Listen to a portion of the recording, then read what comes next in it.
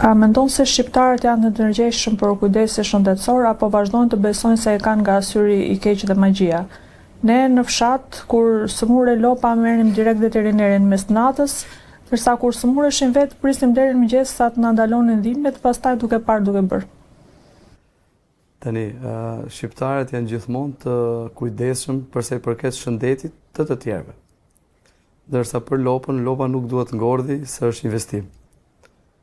Përpara shumë vite shqiptarët më fort kanë besuar ke rakia, aspirina, kripa apo dhe ndonjë fallxhore fshati.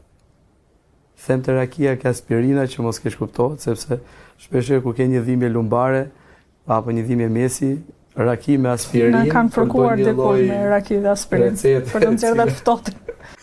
Për të nxjerrë të ftohtin. Ndaj e them rakia, aspirinë dhe kripa, por sot kanë ndryshuar.